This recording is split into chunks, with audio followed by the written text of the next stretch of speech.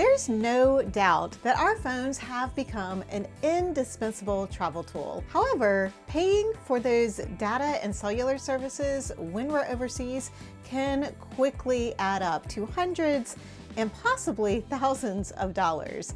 Luckily, the introduction of eSIMs over the past few years has created a cheap and somewhat easy solution to this problem. Today, I'm going to do a deep dive into eSIMs, from what they are, how to choose one, and most importantly, how to install and use one on your next trip.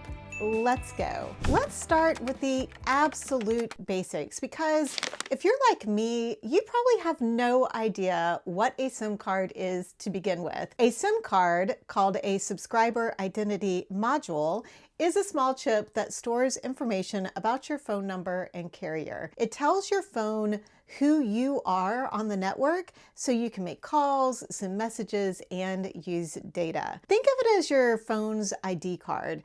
Without a SIM card, your phone wouldn't work with your carrier or other carriers. In recent years, phone manufacturers have been changing to eSIMs, and the E stands for embedded. This actually eliminates the physical SIM cards. So now when you travel, you don't have to swap out tiny little cards or go to a phone store to get a new SIM card. You can just download the eSIM and start using data and calling right away. It is super convenient. Plus, you can switch between phone plans or providers without needing a new SIM card. This makes it easier to get better deals on data when traveling. It also reduces the risk of losing a physical SIM card, since there's nothing to take out or replace in your phone. Another bonus, you can have more than one phone number or data plan on the same phone if you happen to need to do some James Bond work while you're on vacation. Before you can use an eSIM, you do need to check to see if your phone is capable of having an eSIM. And here is how you are going to do that. Now, I am an iPhone user, so a lot of this is going to be geared towards iPhone, but for Android phones, there are lots of instructions out there for you to be able to look up and see if your phone is eSIM compatible. In fact, I have been using Airalo, and Airalo gives you very specific instructions on how to go into your phone and check and see if it is an eSIM compatible phone. There is a situation that some phones that come from China or a couple of other countries are not eSIM compatible. So there are some serial numbers that you might have to look at in your phone. But again, Airalo and I think most of the other eSIM providers give very, very good detailed instructions on how to go and do that. A general way to check is to go to your phone's settings, and that is the gear-shaped icon. And once you're in settings, you're going to tap About Phone or General, and then you are going to look for something that says eSIM or potentially dual SIM. If you see those words, your phone is most likely eSIM compatible. But don't worry if you don't see eSIM right away. Sometimes it is going to be listed under network and internet or cellular plans. If you still can't find it, try just searching for eSIM in that search bar within your settings. Also remember that not all phones support eSIMs, especially older models. Most newer iPhones, Samsung Galaxy, and Google Pixels are eSIM ready. But if you're unsure, you can check the phone manual or even the manufacturer's website. I mean, you could just do a Google search and put in your style of phone and say, does this style of phone have an eSIM? That's probably the simplest way to do it. But like I said, most eSIM carriers offer online tools where you can actually type in your phone model and check and see if the eSIM is available. It is a quick way to confirm without having to dig through all the settings. And I'm going to have links below where you can check to see if your phone is eSIM compatible, or do the Google search, whichever works for you. Hey, let's talk about where you can buy an eSIM from. And the best part of this is going to be that you don't ever need to leave your couch. You could just do a simple Google search for eSIM providers, or go straight to the popular sites like Airalo, which is what I use, or others. Or you can also check to see if your regular phone provider offers eSIM options. Some carriers even have their own apps where you can buy eSIMs directly. After doing my research before our last trip, I opted to use Airalo based on all of the very positive reviews, the wide options of countries and regions available, and the 24/7 customer support that they have available. Next, you want to make sure that the country or region that you're visiting is offered by that provider. Providers usually list countries with different data plans. Make sure to choose the data plan and country that fits your travel destination. If you are going to be traveling to multiple countries, make sure to explore the regional options in addition to getting coverage in just the individual countries, because getting a regional option is probably going to be a lot less expensive and it's a little easier. I purchased the Europe region, which meant I only had to download one eSIM to give me coverage for my entire trip, rather than having to turn eSIMs on and off every time that we crossed into a new country, or buying an additional eSIM for each country, which just, I mean, it's not that hard, but it's still, just an extra hoop to have to jump through. The next decision you'll have to make is how much data to purchase. This was the most challenging to me because I have no idea how much cellular data I use on a regular basis, and I'm assuming you probably don't either. So I did some research, and here are a few guidelines to help you decide on a data amount for maybe a 2 to 3 week trip. If you're just texting and using maps, you probably won't need much, like maybe 1 to 3 gigabytes. If you're checking emails, uploading to Instagram, or asking Google questions like how old is this church, you're going to want a bit more data, like 3 to 5 gigabytes. If you're going to be watching a lot of YouTube videos or making video calls to family back home, you're going to want to opt for a large data plan over 5 gigabytes. Now, if you do end up buying less than what you ultimately need, don't worry, because most eSIM companies have what they call top-off plans, where you can add more data when you get close to the end of your allotted amount. For our 3-week trip, I initially purchased a 5 gigabyte plan for $20, and when I got down to about 2 gigabytes left, Airalo sent me a message that I was getting low and gave me options to add more data.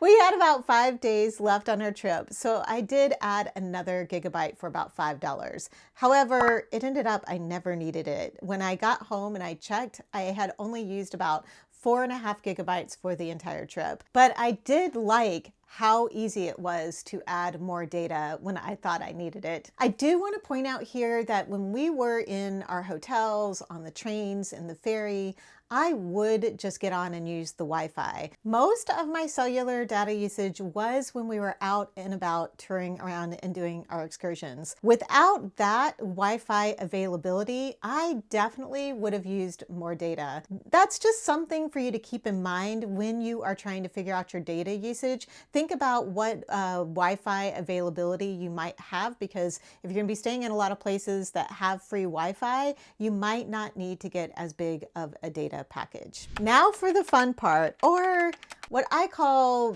possibly the most confusing part, and that is installing your eSIM. Now this is going to be different depending on whether you want to purchase your eSIM off of a website, or if you are going to purchase your eSIM from an app from an eSIM company. If you purchase from the website directly, you are going to want your computer or tablet or something other than your phone that you can receive an email on. And it is best to be on a strong Wi-Fi system too. Once you decide on that eSIM and you purchase it, the eSIM provider is going to send you an email with a QR code, and this code is basically the key to unlocking your travel data. Now, if you have the app downloaded like I do for Airalo, you won't have to go through that process. You can just go straight to the app, you can look for the eSIM that you want to purchase, and then you can do everything there on the app, and it downloads directly onto your phone in one fell swoop, basically.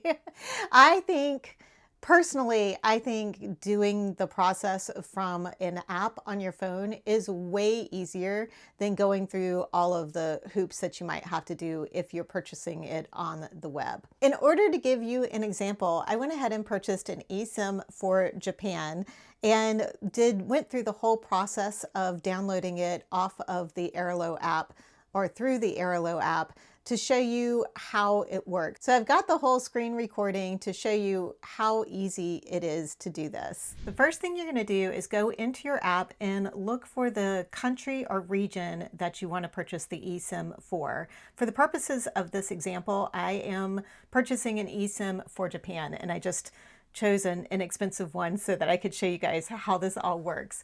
So we're going to choose the eSIM we want, and then step through the buying process. Now at this checkout part, you're gonna notice it's gonna pop up and tell you that you need to confirm that your device is compatible with an eSIM. And then it's gonna give you an option to go in and see some instructions on how to figure out if your phone is compatible. This is for iPhone, but if you have a Samsung, they will have instructions as well. And I've given you previous examples of what you can do to find out if your phone is compatible. So for me, I'm checking here. I went into my general settings. I'm looking at the About page, and I'm looking at that serial number to confirm that I don't have a Chinese serial number, basically. So we're gonna check that our phone is compatible and complete the order. And then it's going to do its song and dance there. And then once your order is completed, you're going to scroll all the way down, and it's going to step you through on how to install your eSIM. So now we're going to go to the eSIM installation instructions. And here we're going to view the instructions. And I would suggest taking a screenshot of these instructions just to be able to refer back to. I mean, you'll be able to go back and forth between the app and your settings too, but it's kind of nice to have the screenshot if you can't get into your app for whatever reason.